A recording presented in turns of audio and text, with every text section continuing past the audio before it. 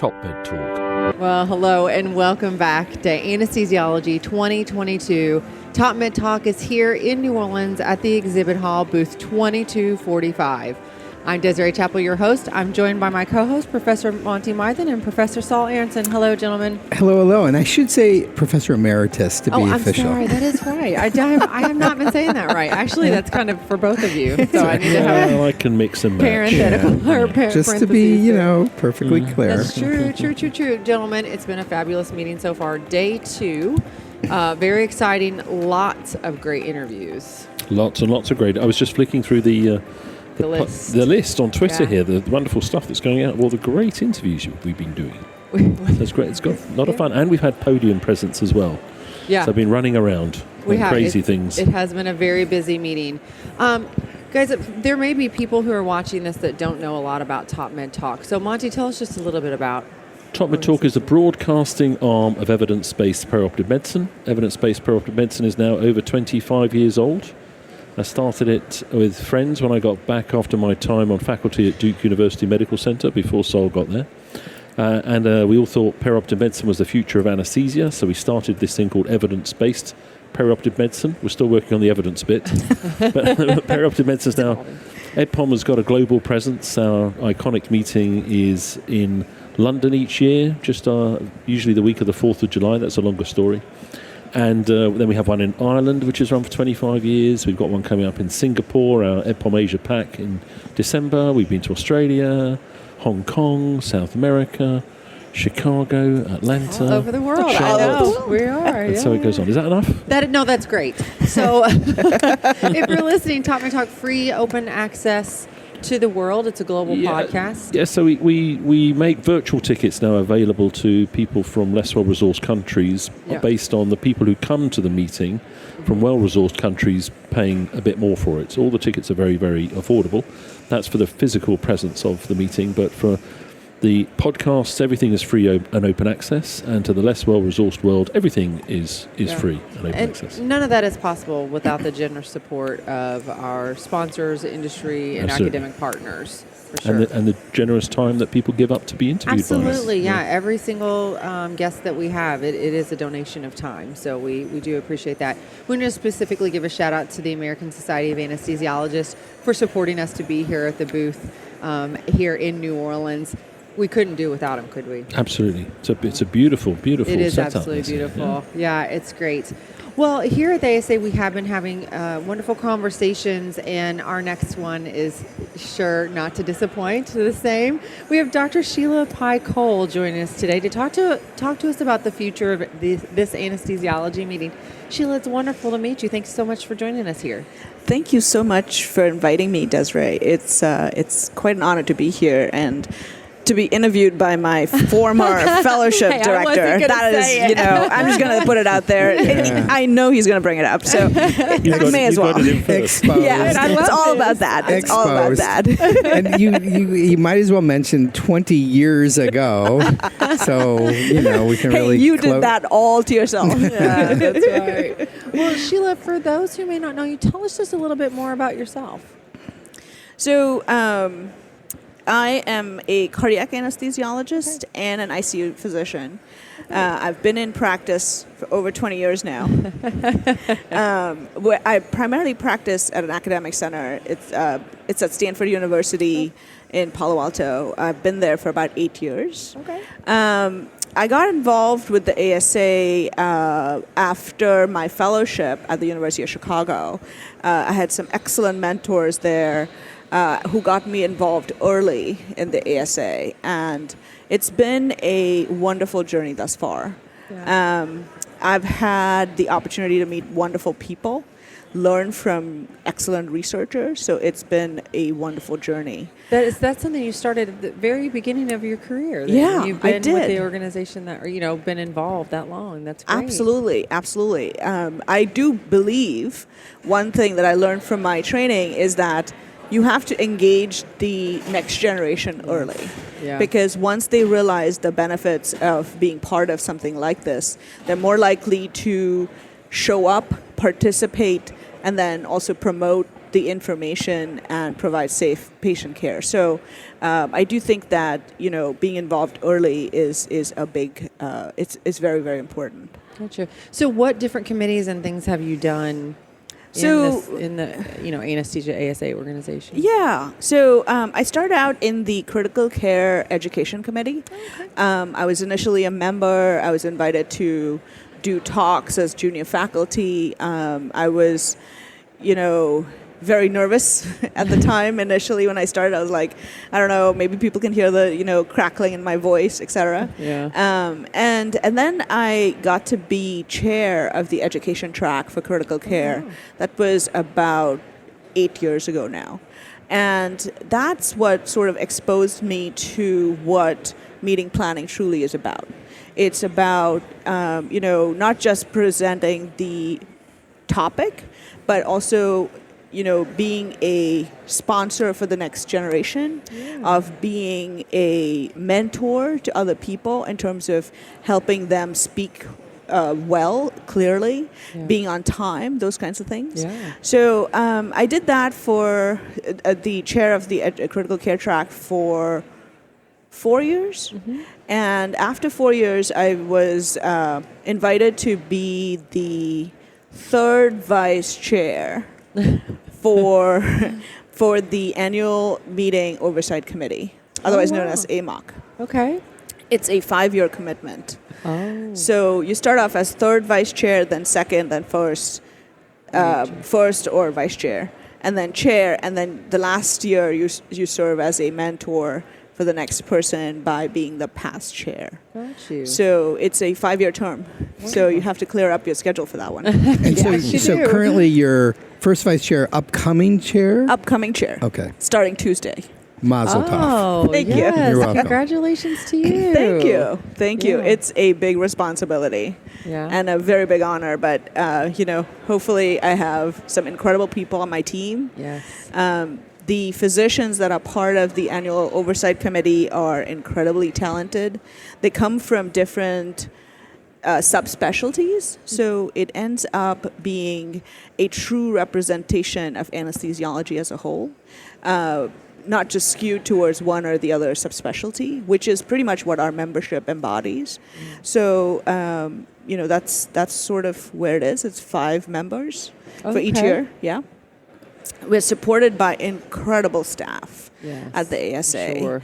I mean, these are people who will email you on nights, weekends, send out timely reminders, create schedules, troubleshoot things.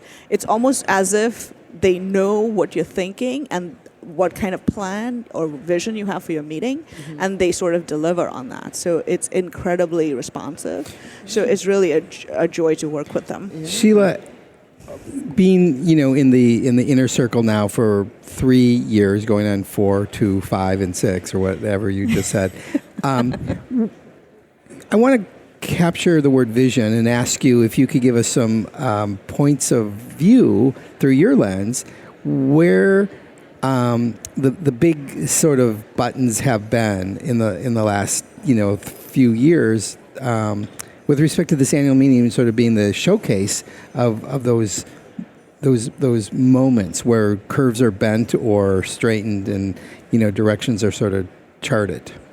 Sure, that's a great question. The meeting has changed in the many years that I've been coming to it. It's become more representative consciously of its membership. There's a very concerted effort to include the various aspects of diversity, whether it is gender, race, ethnicity, which is, obvious in panels, but also taking into consideration the different practice styles as well as geographic locations, because it's important to have the perspective from, experts across the country, because they come with different experiences. Like, for example, when I lived on the East Coast, I very rarely saw meth and meth-induced cardiomyopathy. It was just, it was all cocaine, heroin, coronary spasm, etc. And I moved to California 8 years ago, and it's all meth. And I'm like, what happened? Did med just start? And so it's been, there are geographic challenges. There's different aspects of health disparities which are at play.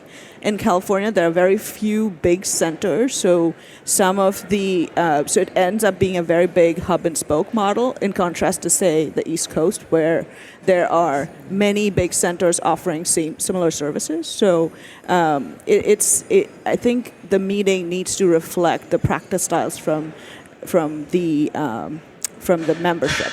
And so that's the big difference that I've seen, like, being watched concertedly over the years. So that's definitely a big thing. Other than that, I think there's been an emphasis on including other aspects of medicine, whether it's professionalism, well-being, etc., which are also being incorporated because it's being recognized as a big, just working is being recognized as a big source of burnout. So the meeting definitely takes into consideration what's happening actively in the space, whether it's the opioid epidemic or it's the vaping challenges that we saw, whether it's the mental illness, suicide. So all of these topics are being incorporated much more readily than sort of being sought after. My next question, if I may, obviously we're all crawling out of the pit called COVID, and we're starting to come out of our caves and engage and interact and shake hands with people and things like that. But we learned a lot from the point of view of education and dissemination of messaging. What lessons have we learned that will be enduring and carry on forward, even as COVID becomes hopefully a memory in our vernacular? So, my gosh, there's so many things, right? Where do you want me to start? I think the big thing that we learned is that we can have virtual meetings. People learn from watching virtual, talks, etc. That's one part of it, though. It's not unanimous. You would think that if you could just sit in your house and watch something, that everybody would want to do it. But we've learned that it's not very popular. Yeah. We like virtual meetings for some things, but we also missed, for the last 2.5 years, the in-person interaction, the human connection, the fact that we're all sitting and learning about each other's lives. I think all of that was also sort of suffered. And I feel like we learned that we can't live without either of these things. So we have to find a way to have an annual meeting which does all parts of the digital space that we now see, or now that we're in. That's a good question. Does that answer your question? It does. Yeah. There's no known answer. Yeah. It's sort of a what do you think question. For sure. I've always wondered what lessons have we learned out of necessity that will propagate forward out of desire.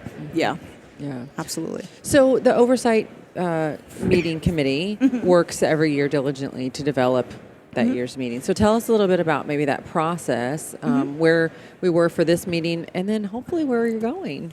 Yeah. So the Oversight Committee puts together the entire program. The entire program has 12 tracks. Wow. So is that fluid, or is that kind of set by? It's always increasing. It's hard to pare down, as you can imagine. So it's always increasing. And so the tracks sort of represent the various areas of interest people have in anesthesiology, critical care, cardiac, etc. Each of these tracks are allocated a certain number of hours. The hours represent the weight it carries in the field. So cardiac, for example, has the most hours, I believe, and professional issues, because those are the things where people are asking for more despite the fact that there are other avenues to get this information. Yeah. So there's those tracks. In terms of how the committee itself works, we have 2 on-site meetings in Chicago, one in January where most of the program gets put into place for the upcoming meeting. So it's we're at least 9 months ahead of time. Yeah. So the site to submit sessions opens in August. We solicit submissions from our membership. We try not to create the content ourselves, Yes. just so that it is for the people, by the people, and so it's very transparent. The submission. And let me ask one more time, and we'll talk about this one. But August for the coming year. Yes. Yes. Yes. Even before, so a August, year and a half, like a year yes. and several months Yes. before the next one. Yes. Okay. In fact, so August, I mean, it's interesting because people who've never submitted are always are like, but for this year's meeting, I'm like, no, it's for the next year's meeting. And so the submission site closes in December, like early December. Okay. Each track has a track chair, has leadership. The leadership will score the submissions for their track, and they will submit it to us. And we usually use their recommendations to sort of represent what the program looks like for that track. So that therefore there's involvement from, the membership itself. It's not sort of skewed towards, the 10 people I might know. Right. I know that it's easy for that to happen because that's the pool of people, and if you run in the same circles, that's what you're going to get. Yes, exactly. Which is fine. Exactly. But Exactly. So, and each, especially something like a panel, yes, which has 3 or 4 people, usually we try to have geographic diversity in addition to other forms of diversity, because we want the attendees to be able to learn from the various different practices and practice styles that are out there. Yeah. So that's what happens in December. January, we meet to go over, look at the sessions, where are we going to put them? There's actually a big screen. I can't even imagine this Sudoku puzzle. Yes, because you have to take into consideration people's special needs, requests to be off for any variety of reasons, whether they're part of the House of Delegates, if they're not overlapping themselves, which would kind of be really sad. Yeah, that'd be bad. We've done that here. We actually have done that here. We've all been doing our own meetings and presentations too. So yeah. So we do that, and then the invites go out to the speakers to say they've been accepted, or do better next time, or do different. Rather, more Try important. again, and it's fine. I mean, it's just do different, right? Sometimes it's. We've tried to also go back and give feedback. Oh, that's nice. Because we try to say, hey, this is, and we tell it to our track chairs. We say this, this particular session, the speaker had sort of submitted sessions in all the tracks. Gotcha. With, thinking that there's no limit of submission, I guess. Exactly. Gotcha. So, I mean, on each submission, if you're diligent, you can probably get it done in 2 hours. Yeah. So some people will use that opportunity to put it across the tracks, and so we try to be cognizant of those kind of people, just so that they're not the same person is speaking 15 different times. Yeah. Some of the things we like to look out for are to make sure that no speaker has more than 3 sessions. Yeah. That's really important to us. I can see that. Because you can't imagine that the one speaker is so sought after that there's nobody else in the 56,000 members we have across the country. Yeah. Saul, did you have a question? I did. First of all, do you know Monty? He's pretty well sought after. So, hearing you speak, it seems to me that so much of the duties are to ensure appropriate operations. Yes. The operationalization of the meeting has guardrails that you have to police. And I guess I underappreciated the burden of that. what the I glorious burden. would, sorry, It's the glorious the glorious burden. But my question is, sort of the hot buttons, that as we live and learn, those change and evolve. Mm-hmm. And are they driven by the committee? Are there teasers, requests for, publication kind of, invitations? Or are they driven by the bottom Submitting. up? Is it a top-down or bottom-up sort of driver of, each meeting has a theme with a, sort of a focused hot button. Where does that come from? Is it top-down or is it bottom-up? And how is that managed? So the annual meeting no longer has a theme. Okay. We did away with the theme a few years ago. Okay. Just because it was really difficult for 12 tracks to come up, unify behind one theme. Okay. So we don't have a theme as much anymore. What we're always on the search for are what are relevant issues. So, for example, and we leave space open for late breaking. That's what I was going to ask you about. Late breaking sessions. To say, like last year we had 2 spaces for COVID management, ECMO, et cetera. So just because we wanted to have that opportunity in case either COVID got worse or there was like some miracle cure or, some new direction that we needed to advertise to the membership. So it's both. It comes from the leadership. The leadership is 5 people. Right? And they also report to the ASA themselves, meaning the executive committee. Mm-hmm. And so the ideas sort of come from that end. And then we also can gauge the popularity of a topic based on the number of submissions on it.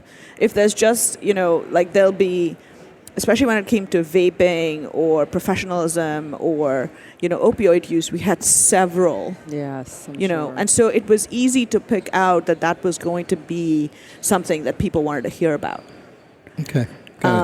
So, sometimes we'll say, think about putting together a panel on X. Yeah. We might suggest that as an idea if it's missing in a certain track, but most often we just go with like consensus building, so that the meeting is something that's truly useful for the membership, and if it comes from you, then that's how it sort of came down. Yeah. Thank you. Monty, did you have a... Yeah, Sheila, so I now live back in the United Kingdom most of the time. I was at Duke in the past, and I've been a long-term member of the ASA, and it presents itself as a global organisation. When you talk about geography, is it a bit like the baseball World Series? You mean so 13% USA and possibly Canada, or do you mean, no, do you mean the other world? No. So 13% of our audience, of our registrants right now, are international. And 13% of the speakers? Yeah, maybe. Okay. There's a large contingency. I'm just drawing that out for people to see. Yeah. So every year it changes. Yep. People tell me that San Francisco is very popular and that we're going to have a lot of people from internationally visit San Francisco. Let's hope that's the case. We do set aside 2 international sessions, which represent the societies of Brazil, Colombia, South Korea, and the European countries. So that way there's an exchange, so that when our president goes and speaks in those countries, there's definitely representation there. Thank you. Yeah. Sure. Well, Sheila, let's talk about your position next year as being committee chair. And it is a very large responsibilities, but I'm sure you have a vision, especially from your experience. You've been here, for many years. I feel like you have probably a pretty good grasp on what anesthesiology needs. So, what are you thinking this year? So it's a very big responsibility and a big honor as well. I'm sure.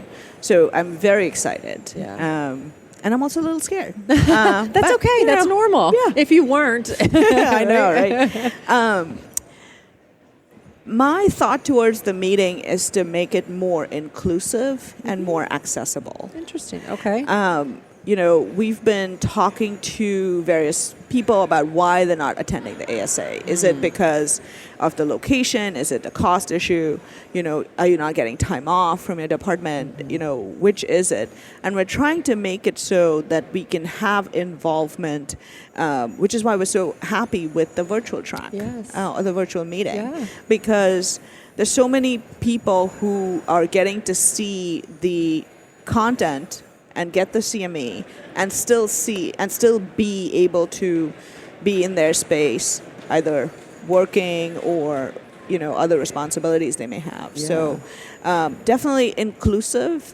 So that's one. The second is to continue to find topics which are relevant to our membership, and to highlight innovation. Mm-hmm. There has been so much innovation in terms of diagnostics, right? Yeah. I mean, the little... Please join us in 5 minutes at center stage for the ASA Central Live Audience Podcast, hosted by Adam Stryker. All right. Another one. That's great. I know. So there's been so much especially with ultrasound, echocardiography, the applicability, the ease with which you can, acquire images, those kinds of things. So it's more widespread. Mm-hmm. So I would like to see that be taught in a wider space so that we can inspire, not just educate, but inspire the next generation to either do more research in it and then teach us better things. Yeah. Right? I mean, it's so fascinating to see all the wearables. Oh my gosh. It really is. Yes. As a cardiac anesthesiologist, I do cardioversions. You cannot imagine the number of people that have shown up because they detected AFib on their wearable. Oh, really? I hadn't even thought. Well, I mean, I've thought about it, but I had not in a while. Yeah. That's and so I mean, these are asymptomatic people. I was like, were you running and you felt that your exercise tolerance suffered? No. Oh, my wearable told me. Yeah. And it's amazing, right? And if we can do more of that, I think we can improve patient engagement in their own health. Mm-hmm. We can increase our visibility in that space, right? Mm-hmm. So I'm very excited to think more about, bringing more innovative sessions, focus on new technology, highlight myths. That's always a thing. I'm sorry, so myths as in, things that have not worked or have been disproven since. Interesting. Yeah. Okay. Yeah. So I look at it as a multi sort of pronged approach to it, where there's something for everybody that attends, a little bit of like an a la carte menu. Yeah. That's sort of where I think, or I hope, the meeting will go. Yeah, that's great. There are so many young anesthesiologists here, and it's so wonderful to see that. How are you going to specifically work to address some of the needs of them versus the needs of those who've been doing this for a little while? Absolutely. So the ASA just announced an early career track. Yes, it's very exciting, which offers 2 free meetings in a 3-year period, I believe. Nice. And so that's not only to attend. From my end, ever since we've started doing Snap Talks a few years ago, we've been using that space to have junior faculty sort of have an opportunity to speak. And Snap Talk is just like a shorter kind of abbreviated session? So all our sessions are 1 hour long. Mm-hmm. Most panels have 3 speakers. Mm-hmm. A Snap Talk has 5 speakers. Oh. So the 5 speakers will speak. It can be a continuum of one topic or 5 different topics.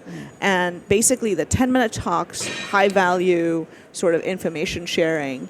And it's a great place for junior faculty or young faculty, early researchers to sort of speak at that session, because it's quick, it's not daunting. you get to practice being on time. You get visibility. You get to come here and see new things. So I think all of that increases engagement. Yes.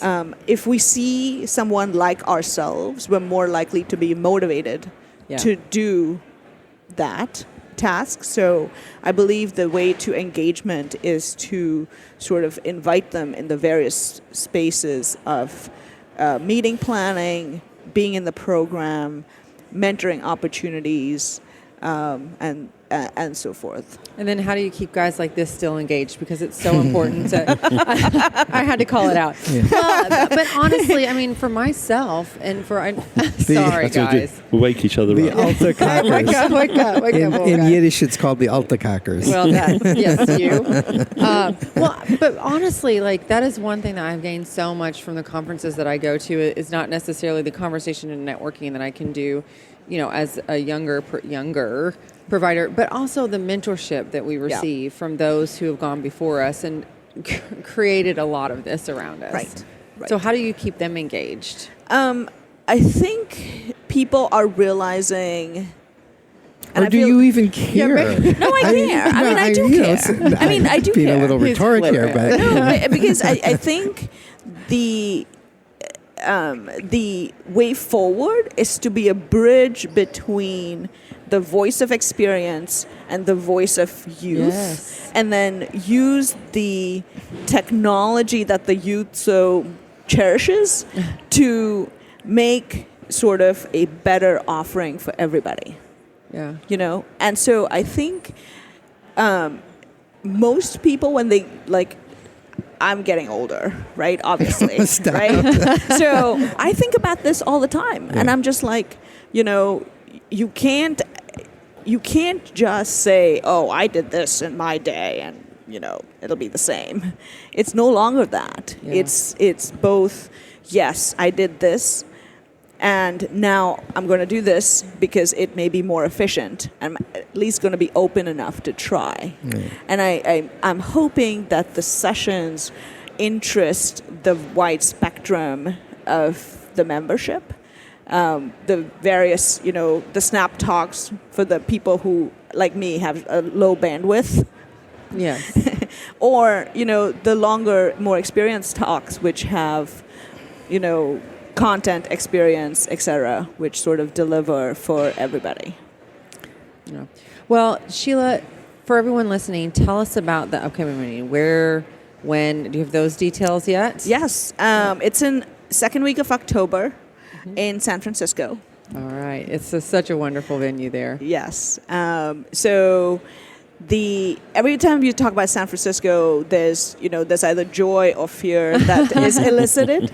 Yeah. So I'll start by addressing the fear aspect. The ASA staff actually was hosted by the San Francisco government, meaning the mayor's office. Oh. And they basically reassured them about the various steps they had taken to address the personal safety issues that are sometimes present in San Francisco, just like in other big cities. Mm-hmm. And they've actually done a fantastic job of showing us the various guards that are that was added security. Mm-hmm. So we hope that it is it reassures people from that aspect. So there's that. But in terms of joy, it has such great food, so many options for so many things in San Francisco, right? So much tradition, so much culture, so many different experiences that it's and you can get to it so easily. Yeah. Yeah. Right. And it's so beautiful. Even when you're walking to the meeting in the morning and it's beautiful out and you can really enjoy everything around you, get some great content, and then go out, for a nice evening out. So. Yeah. So totally looking forward to the meeting in San Francisco. Great. It's been historically our most popular venue. Oh, very good. In terms of numbers. Uh-huh. We hope that continues. Yeah. The last time, we hope some of the missteps of last San Francisco meeting are a thing of the past. Okay. And no longer sort of come up again this time. But all those things have been addressed, and you're working to do that. That's great news. So wonderful. Yeah, for sure. So, and I'm sure if anybody has any questions about it, they can reach out to the committee, or is there? Yep, absolutely. Reach out to the committee. All of us are posted on the ASA website. Great. We respond to emails, texts, WhatsApp messages, phone calls. Happy to help in any way, for sure. And Sheela, the one, because I assume that the August just passed was when people submitted sessions for San Francisco. Yes. So if people want to take the opportunity next August, what's the one after? Philadelphia. Philadelphia. Yeah, Great. Philadelphia. Thank you. Great. Yeah, and then I think after that is San Antonio. Oh, We plan out the itinerary a few years ahead. I want to say 5 or 6, but So submitting, there's still going to be a chance of late breaking sessions. Yes. Coming up for next year's meeting. But yes, gosh, we really look forward to that content. It sounds like the direction of where you're taking, the anesthesiology 2023. Let's hope. We're very excited that we're back to in-person meetings. I know. It's been so wonderful. It has been. Yeah. I mean, I've had so many interesting conversations, learned so many new things. So it's been wonderful. So fantastic. May I just say, Sheela? Yes. I appreciate you, and I'm so proud of you. Aw. Thank you, Saul. That was You're from the welcome. bottom of your heart, wasn't it? It truly was. It truly was. It really Thank was. you. Thank well, you. Sheela, good luck to you. Absolutely. You're going to do fabulous. It's going to be wonderful. I mean, it sounds like you have a great plan laid out. And, if anybody wants more information, they can find it online, asahq.org. Yep. There's the meeting website or the meeting page that they can go to and find out more information. Yeah, absolutely. Great. The submission site is open. It closes the first week of December. Oh, that's right. So we have lots time of right now. Lots of time. Yes, yeah. To So if you're submit for working on something, anything, please do Hurry submit. up. Yes. Yeah. Well, you got a little If bit you- of time, but If you have an idea and you want to speak, but you don't know 2 other people, also reach out to us. We're happy to make introductions. It can serve as, partnerships, collaborative experiences, etc. So, which is really Yes. a major value add, I think, to a meeting like this, to be able to work with people you may not know, but Yep. have similar interest and passion. absolutely, Yeah. absolutely. Very good, Sheila. It was so wonderful to talk to you. Thank you so much for taking the time to sit down with us. Thank you so much, Desiree. This has been a wonderful experience. Thank you. I'm glad. And thank you for listening to TopMedTalk here at Anesthesiology 2022. Again, if you're watching on the live stream or you're listening to this, you can catch everything that we've done prior to at TopMedTalk.com. You can find us on your favorite podcatcher. And our live.ebpom.org site is our educational hub where we have a ton of content that we've done in the past at these types of meetings, at our own meetings at EBPOM. Please do check that out as well. Thanks so much for listening. We'll catch you later. Cheers. Bye. TopMedTalk. Thanks for downloading TopMedTalk. Don't forget to subscribe via your podcatcher. Don't forget to check us out on social media. We're on Twitter, Facebook, LinkedIn, and YouTube. And also, don't forget, TopMedTalk is the broadcasting arm of EBPOM, Evidence-Based Perioperative Medicine. We'd love you to find out more about that. If you check out ebpom.org, you can find low prices on some of the conferences we're organising around the world. Many of them are virtual and don't even involve you leaving your own home. Check out ebpom.org now.